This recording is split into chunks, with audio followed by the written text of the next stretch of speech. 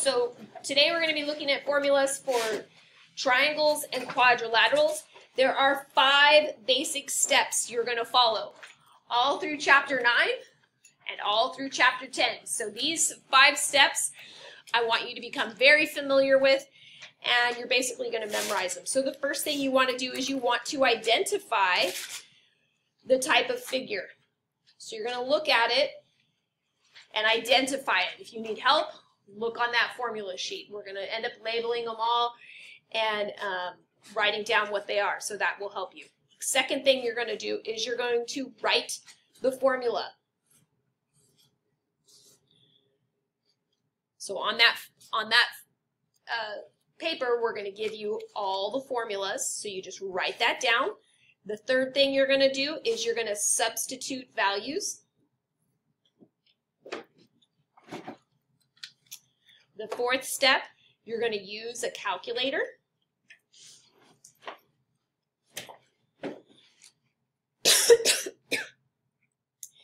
And calculator is going to help you get the answer. Make sure you get it right, because sometimes you're going to have decimals, sometimes you're going to have pi. And then the fifth step, the last step, you're always going to attach the correct units.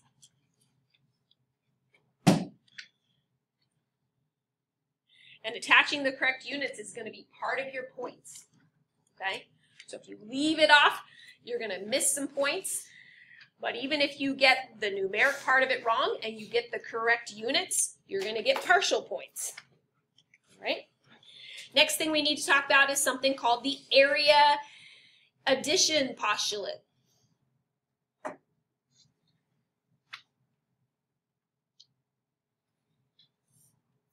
Area addition postulate basically says if you have one type of a figure and another type of a figure and you stick them together and you find the area for each, you just add them together, okay? So in fancy words, it says the area of a region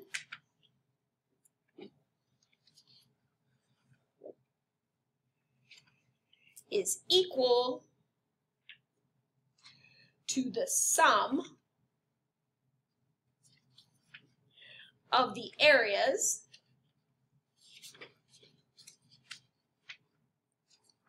of its non-overlapping parts.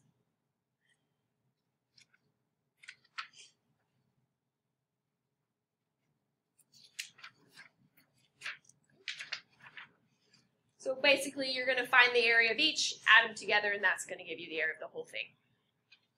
All right? So let's look at an example. So for example number 1, we're going to find the area of a parallelogram.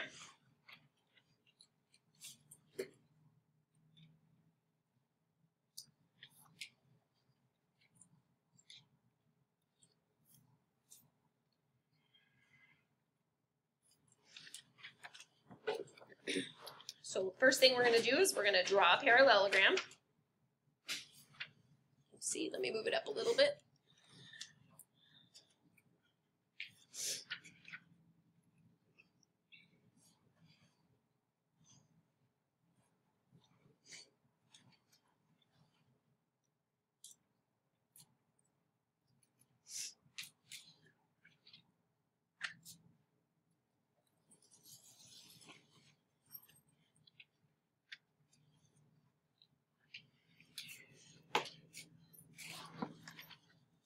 And so we've got our parallelogram, and here's the parts that are going to be labeled.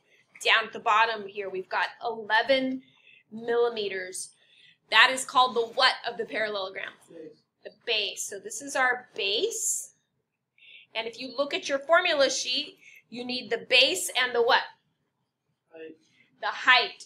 So if you look right here, this is slanted. When it's slanted, it counts as a slant height. It's not a real height. The real height is where it goes to make a 90-degree angle, which would be right here.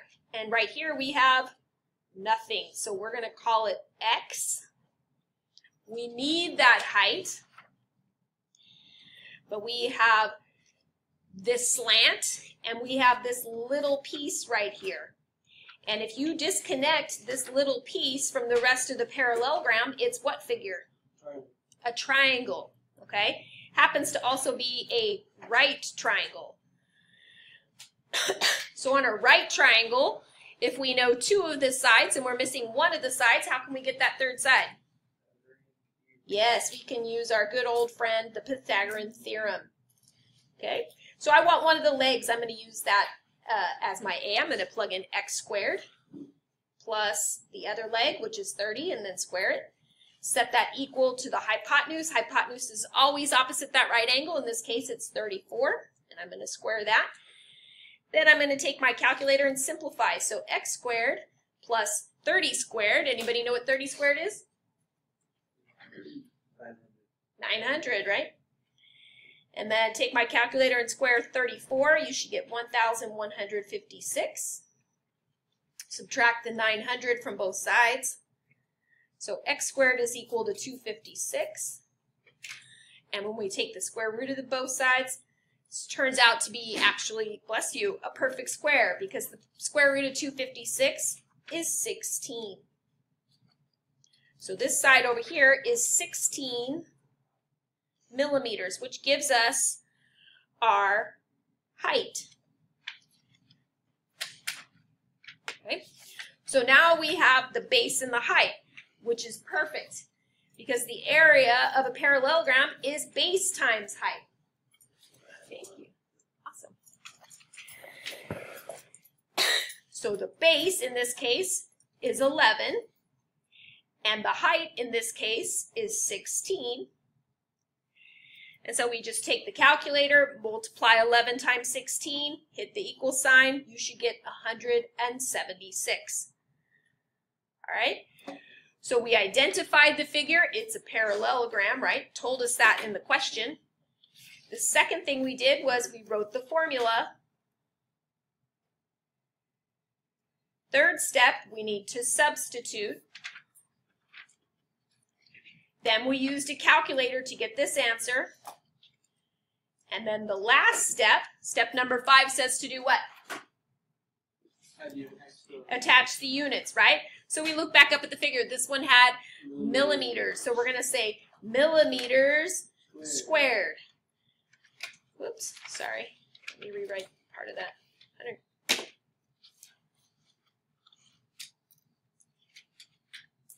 There we go. 176 millimeters squared. All right.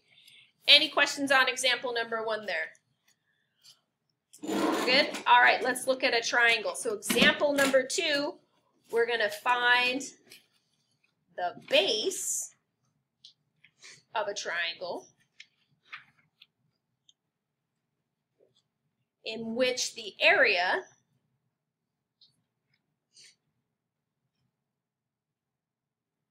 is equal to 15x squared centimeters squared, and the height is 5x.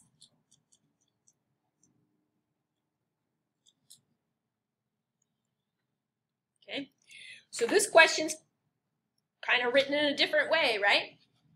Instead of giving us the base and the height, they're actually giving us the final answer. They're telling us that the area is 15x squared and only giving us the height. So we have to find the what? The base.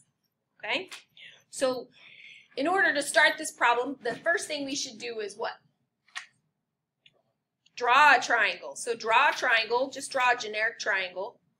We'll go with a scalene one because we don't know, they didn't specify, like, is it obtuse or is it right or whatever. So just draw a random triangle and then dash in where the height would be.